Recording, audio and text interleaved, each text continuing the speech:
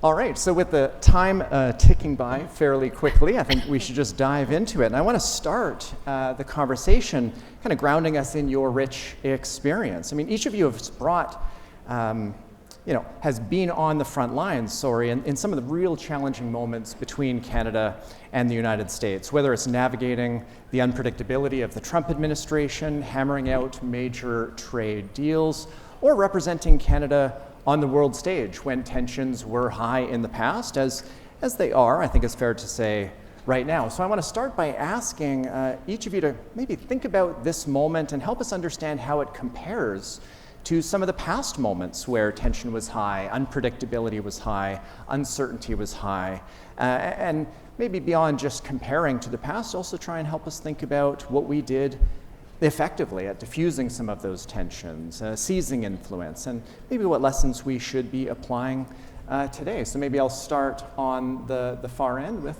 Louise. Thank you, Trevor. Hello, everyone. Wonderful to be here with you today. Just to, as you said, dive in right away. Look, I mean, I'm not going to go very far and to find another big example from the 30s or 40s or 50s. I'm going to go back to what it was like when I was Consul General in the Southeast United States, and we saw the rise of Donald Trump the first time around, which was really very much a societal change. And I was in the Southeast, so I really felt it. And I wouldn't want to say that I predicted that he would win, but I certainly felt that we weren't prepared for his win. And I kept reminding our government that he had a fighting chance at the time, and I saw the reason why and the mentality shifts that was happening. And I was visiting plants around, southern plants, car companies that wouldn't be there if it hadn't been for NAFTA, because they're sourcing materials from all over the world, and these plant workers that were working in these plants had no idea that they benefited from this, and they were about to vote to the person that was going to tear up NAFTA. And NAFTA was almost torn up. Steve, you know the story well, and in fact, it was what prevented NAFTA from being eliminated and instead being renegotiated into, as we heard this morning, the best deal ever, was the fact that, thank you, Steve, that was really it was relationships that really got us out of a bind at that time. We had a really dear friend Canada had in Sonny Perdue, who was former governor of Georgia, who was now Secretary of Agriculture under Donald Trump. And he's the one who walked into the Oval Office as they were debating whether to tear it up or not, that he felt that NAFTA had been good for American farmers, and American farmers had voted for him in red states. And what should be done is probably it should be improved. So it's a bit of a long story, but I just wanted to reemphasize those relationships matter. And it's too late to try to develop relationships with governments that are in place. You have got to be there at the front end. You have to develop those linkages and that trust before those people are elected. And you certainly have to keep, you have to navigate dissent and difference of opinion very judiciously. And I think over the past few, I want to say 7 years, perhaps we weren't as adept at doing that, and we got to get back to building those relationships, and we're not going to get out of this bind that we're in with the United States without doing that. Steve. Oh, thank you, and good morning, everyone. I think just kind of following on that, tensions are certainly high at this point. And the whole atmosphere does remind me quite a bit of President Trump's first term, where, as has been mentioned earlier, he announced that he was going to rip up NAFTA. We went from there to eventually get to the negotiating table, where the U.S. put forward very extreme, completely unacceptable proposals in the negotiations. We got through those two, and we ended up with a pretty good agreement at the end of the day. Now, when I look at what's happening now, obviously the positions are more extreme that are being taken now. They're more far-reaching. But I think the same patterns of the first term are being repeated in the second term. Very extreme actions, very extreme proposals, but we're already seeing signs of President Trump backing down. He started and stopped, or at least postponed, tariffs on 3 separate occasions now. He's sending signals that he's going to back off tariffs on China. He's sending signals that he could potentially postpone tariffs on autos and auto parts. So we're starting to see that the very strong reaction that these measures have received from markets, from economic indicators, from the business community, have acted as a bit of a guardrail, showing that he just cannot go too far without incurring dramatic negative economic consequences. So I think that in this kind of environment, we're still in the phase of full-scale, extreme proposals, very poorly thought out, by the way, and applying those. And now the lessons of how you can't do that are coming to the fore. And I think President Trump is starting to hear that and looking at what they can do from here. But I think in all of this and heading towards more reasonable period, I think it's wrong to conclude that Canada won't have a preferential agreement with the US at the end of the day. I think we will get there. I think that we will have that preferential access. It's going to be a difficult negotiation, but I think we will have duty-free trade.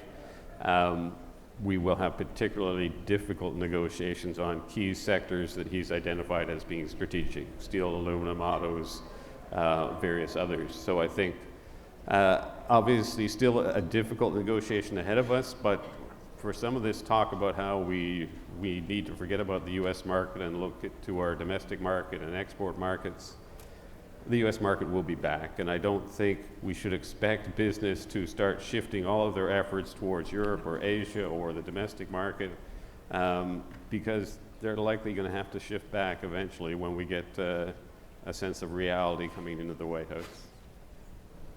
Great. Gitane. Yeah, thanks. I will thank you all for being here today, and thanks to the Chief for starting us off in a good way. I'll answer the question slightly differently just because Louise and I were in the US at the same time. Steve and I worked on similar issues. So maybe just to take a moment to remind people, there's a lot of conversation right now about how this so much man-made destruction, right? That there's all this destruction of wealth and destruction of relationships.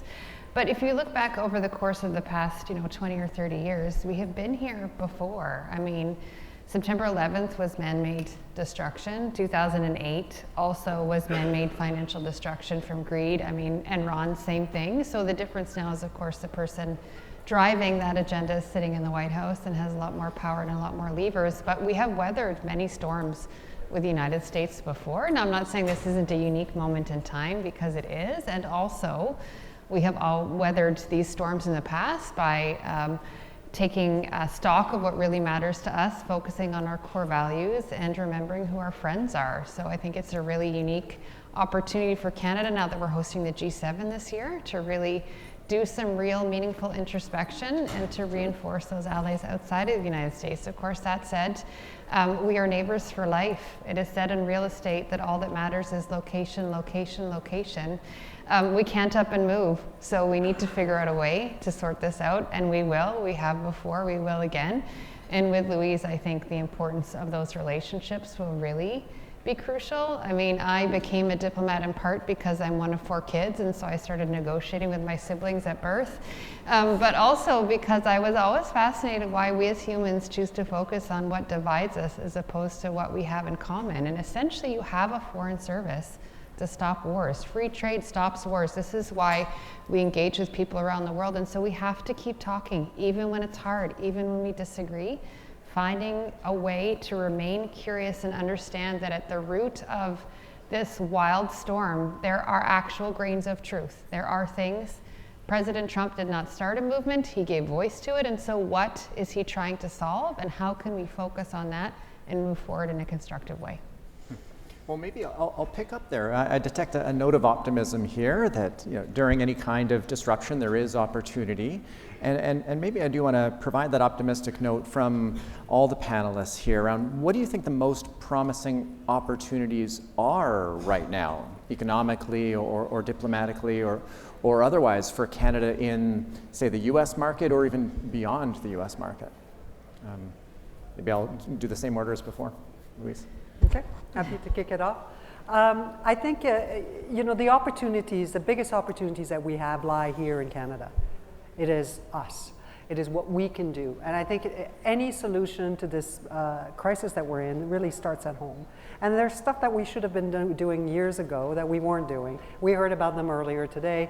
I won't go through the long list of them, but there are certainly we need to invest in Canada. We need to invest in innovation. We need to, if not solve a productivity problem, at least stabilize it, get ourselves back on a growth productivity pattern. We can do this, and part of it we need to make choices, and choices are hard.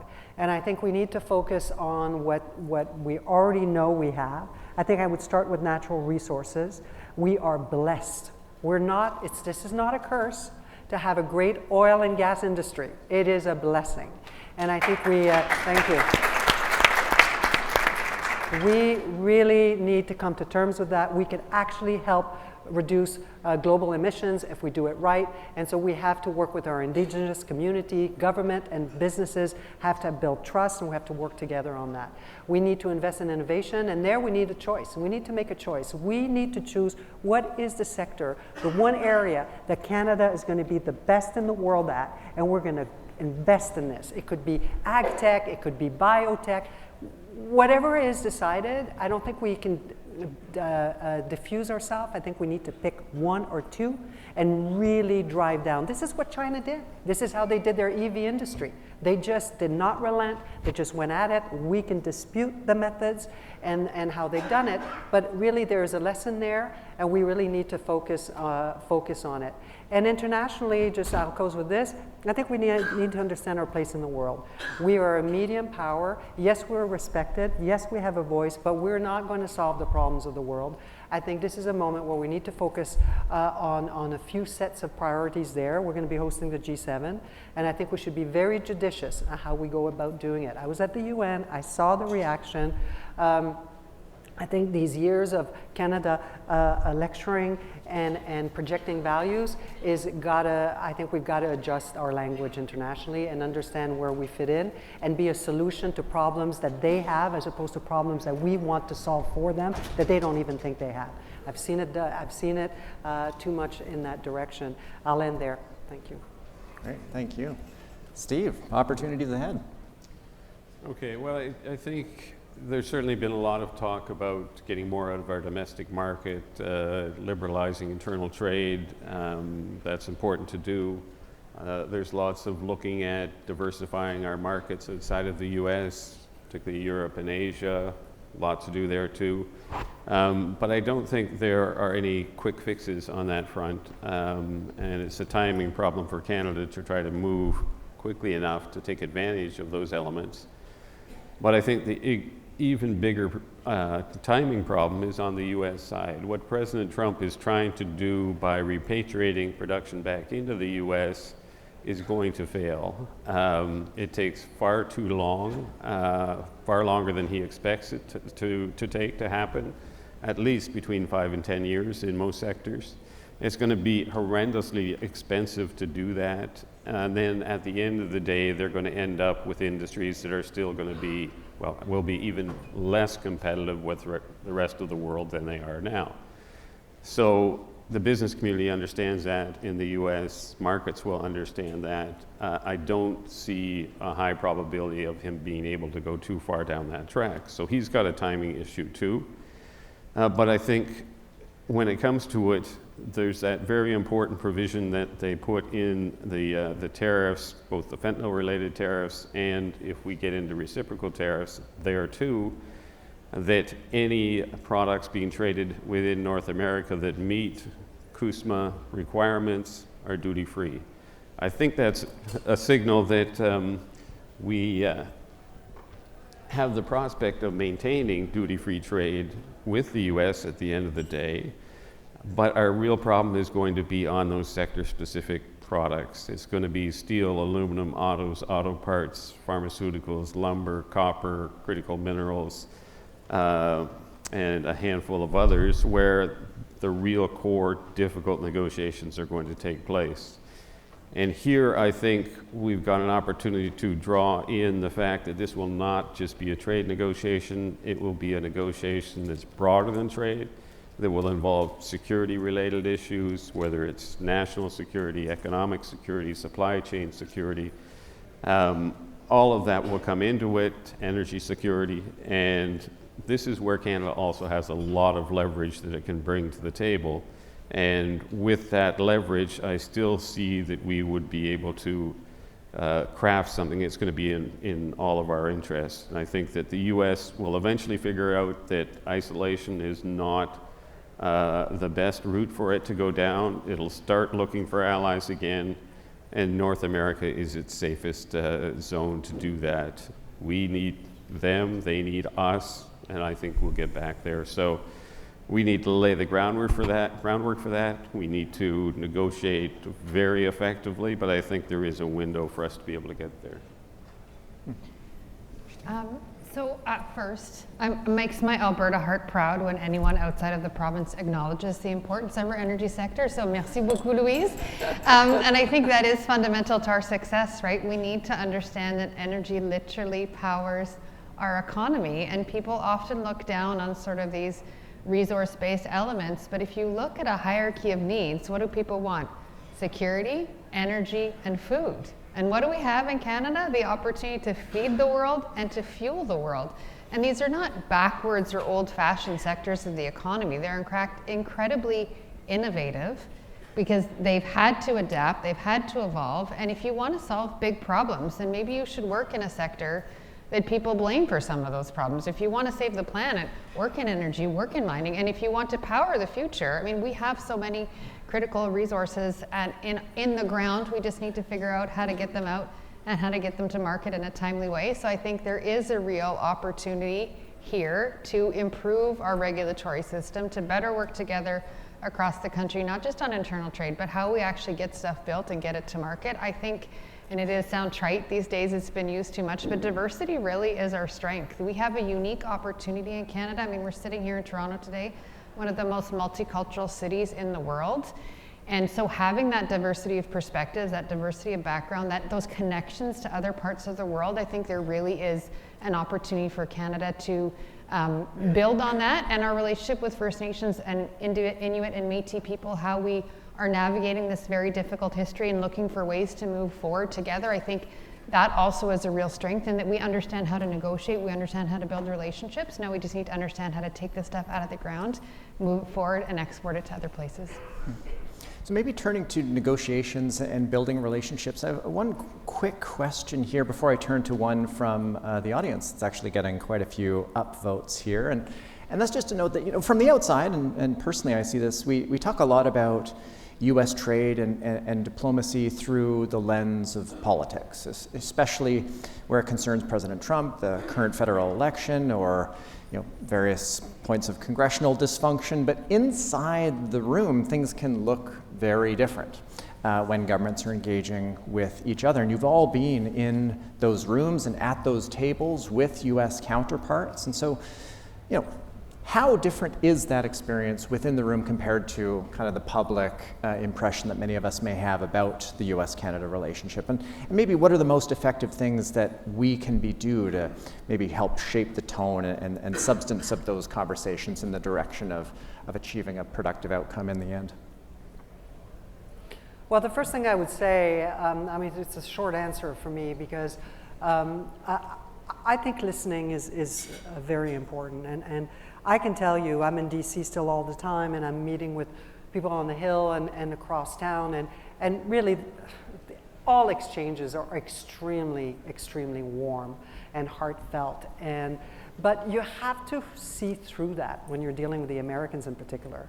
They'll be gracious. And I remember when I arrived in the Southeast, my assistant told me, Louise, she said, you'll find People here are so nice, they're so polite, but you can't always trust their politeness. Sometimes behind it, there's something not so good. And I thought, so it's a little bit, you have to read the body language. You've got to understand sometimes that some things aren't said right to your face, that you have to really pay attention to. And I've seen this sometimes, we don't read the cues. And I think that's, and I've sat in bilaterals where I'm just observing the two principals speak, and we're coming out of the meeting, and the Canadian principal looks over, oh, that went very well. And I'm going, well, yeah, I'm not so sure, you know, because as diplomats, we know our host countries very well. We know the interlocutors. We understand the signs.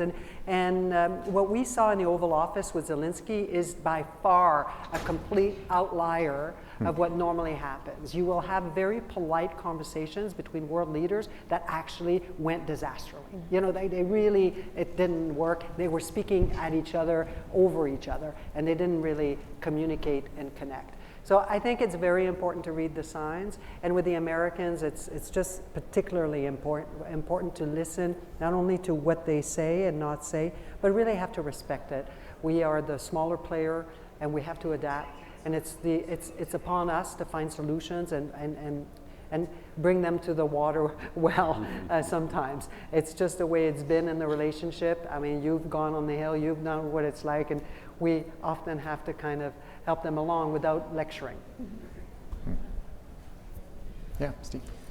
Yeah, I think we see all the political rhetoric and the comments that President Trump has been making and the reactions on the Canadian side, and all of that does give an illustration of a relationship that's heavily fractured. But I think once you get to a negotiating table, it's a different kind of atmosphere. You're not trying to win political points anymore. You're trying to get things done. Now, with the Americans, we've certainly had many sessions where voices were raised, where very difficult discussions took place, but the overriding objective on all sides, and it helps to have a common objective, was that we wanted to finish it. And that pressure continually builds, and as it does, you tend to reach more and more outcomes that are compromises to some extent, and meet the needs of both sides. And we've got to get into that kind of process where we're trying to build something together rather than tear each other down. And the sooner we get to that, the better off we'll be. And I think from a Canadian perspective, we fare well in that historically. We're usually far better prepared than the US is for these kinds of negotiations. And it's not just preparation of the content, it's thinking about the strategies, thinking about the negotiating plays you're going to make, because you shouldn't go into the negotiating room with a single position you're trying to achieve. You should have three or four and alternative directions you could go to achieve the same end. And our creativity that we can bring to the table has also served us well, because whenever we ran into walls, we could come up with ideas to get around those with something that worked for both sides. So the negotiating room is very different, certainly not as political by any stretch, and this notion of working towards the same end makes a huge difference in the tone and perspective. I would just quickly, I know we're running out of time, I'd quickly add a couple things. So yes, reading the body language, but I think you really have to, I always say people learn to speak American, like beyond this, the y'all and the all y'all, like actually understand the US system, right? And so understand who holds the levers of power, which I think is really key, because it's not the same in both countries. And in the first Trump administration, the title did not infer influence.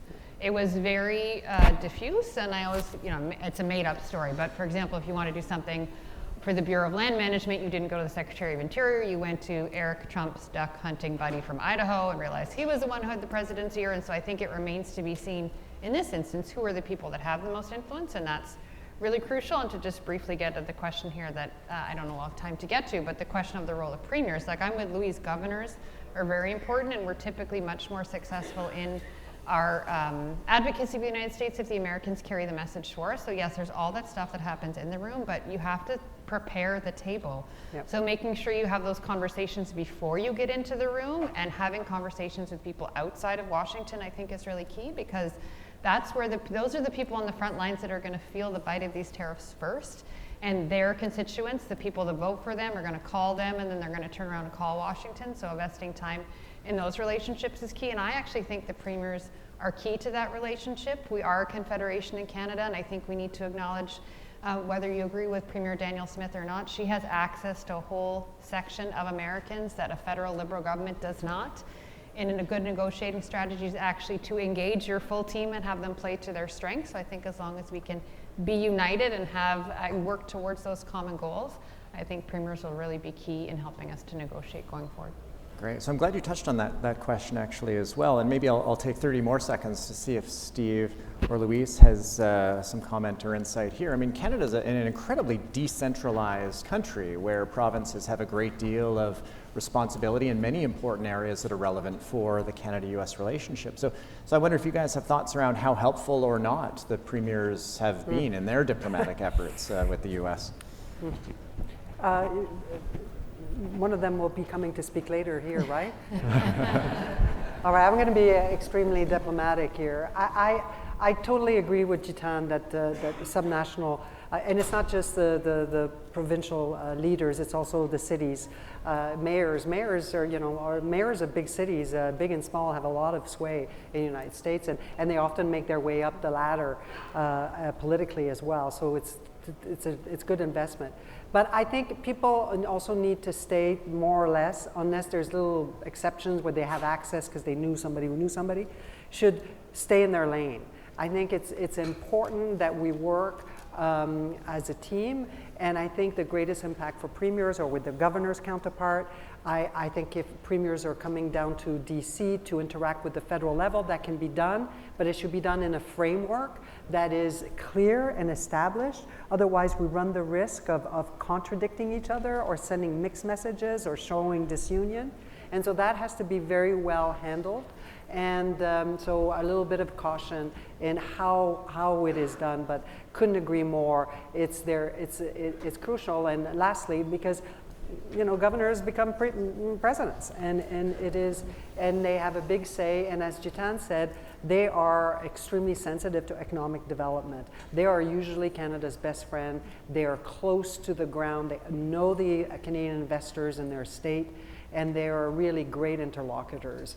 And we interact with them at the federal level. So I think, I don't want to be overly strict, but I think we need a mode of operation that has some structure to it, to make sure we don't end up with a cacophony in DC. Steve, 30 seconds. Yeah, no, just briefly, if all provinces are not on the same page, if industry is not on the same page, obviously that's less than ideal. It exposes a weakness in the negotiating position that can be exploited by the other side. So always a difficult issue, and just casting back to our preparations for the last negotiation, we had everybody on board. And that was probably our biggest strength in the negotiations. We took provinces and industry through discussions on strategy and fallback in depth. Everybody understood what the Canadian plan was in deep detail, and I thought that was a great advantage. I think you're in a much weaker position if you've got a divided group at home. Great. Well, with that, we're slightly over time, so thank you. Please join me in thanking the panel for insight.